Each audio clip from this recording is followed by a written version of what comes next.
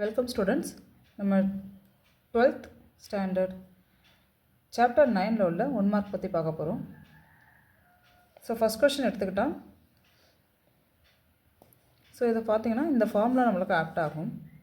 So இந்த ஃபார்முலாவே இதையும் கொடுத்துருக்கதையும் compare பண்ணுங்கள். ஸோ ஃபார்முலாவில் பார்த்தீங்கன்னா ஏ ஸ்கொயர் மைனஸ் எக்ஸ் ஸ்கொயர்னு இருக்குது. இங்கே 4 மைனஸ் 9 எக்ஸ் ஸ்கொயர்னு இருக்குது. ஸோ எக்ஸ் ஸ்கொயருக்கு கோஎஃபிஷியண்ட்டில் எந்த நம்பரும் இல்லை. ஸோ அப்போ நம்ம என்ன செஞ்சிடலாம் அப்படின்னா இந்த கோஎஃபிஷியன்ட் நம்பரை வந்துட்டு நம்ம ஃபஸ்ட்டு வெளியே எடுத்துடலாம். ஸோ இந்த மாதிரி இருந்ததுன்னா நம்மளுக்கு ஃபார்முலாவை ஈஸியாக அப்ளை பண்ணிக்கலாம். ஸோ கிவன் எடுத்துக்குவோம். ஸோ இன்டகிரேஷன் லிமிட்ஸ் அப்ளை பண்ணிக்கோங்க. dx and divided by root of 4 minus 9 x square. எப்போயுமே நம்மளுக்கு எக்ஸ் ஸ்கொயர் கோஎஃபிஷியன்ஸு ஒன்றா தான் இருக்கணும். ஸோ அப்போ கோஎஃபிஷியன்ட் இது ஒன்றா மாற்றணும்னா இந்த டேர்மில் 9 வெளியே காமன் எடுக்க போகிறோம். ரூட்டுக்குள்ளேயே தான் எடுக்க போகிறீங்க. So 0 to 2/3 dx divided by root of. So நம்ம ரூட்டுக்குள்ளேயே நம்ம 9 வந்துட்டு காமனாக எடுத்துட்டோம் அப்படின்னா ஸோ எங்கே 9 இல்லையோ அந்த இடத்துல இந்த 9 டிவைடரில் போயிடும் மைனஸ் எக்ஸ் ஸ்கொயர். பிகாஸ் இப்போ நீங்கள் 9 உள்ளே கொண்டு போங்களேன்ப்பா, 9 உள்ளே கொண்டு போகிறப்போ ஆட்டோமேட்டிக்காக இந்த டேர்ம் திருப்பி ரீக்ரியேட் ஆயிரும். 9 உள்ளே கொண்டு போனீங்கன்னா 4/9 × 9 9 கேன்சல் ஆயிரும். திருப்பி இந்த சைடு இங்கே நான் எக்ஸோட மல்டிப்ளை பண்ணுறப்ப 9x ஸ்கொயர்னு ஃபார்ம் ஆகிரும். ஸோ ரூட்டுக்குள்ளே இப்போ நம்ம 9 வெளியே எடுத்துட்டோம்னா எவ்வளோ வரும் நம்மளுக்கு? Root of 9 3.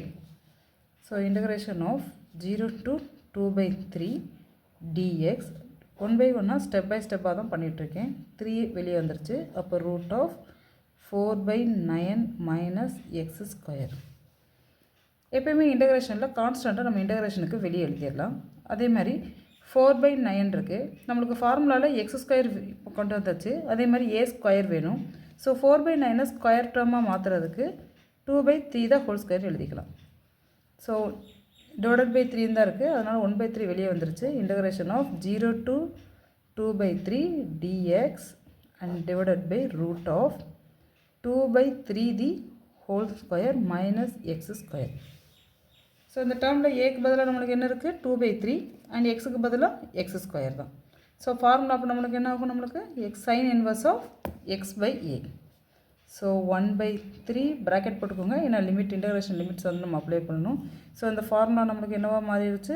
Sign inverse of x divided by a என்னப்பா?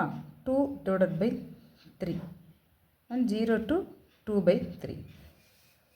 ஸோ இந்த 2/3 எக்ஸ் டேர்மில் நம்ம அப்ளை பண்ணணும். Upper limit minus the lower limit. So 1/3 common. Sine inverse of 2/3 and divided by 2/3 minus sin. So 0/anything 0 தான். 1/3 நம்மளுக்கு இந்த 2/3 கேன்சல் ஆயிரும். இப்போ sin இன்வர்ஸோட வேல்யூ 1 மைனஸ் ப்ராக்கெட் இது and sin inverse of 0. Therefore sin inverse of 1 ஓட answer π/2 minus 0.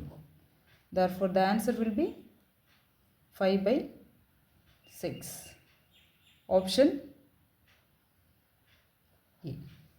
So option நம்மளுக்கு A தான் நம்மளுக்கு 5/6. Thank you.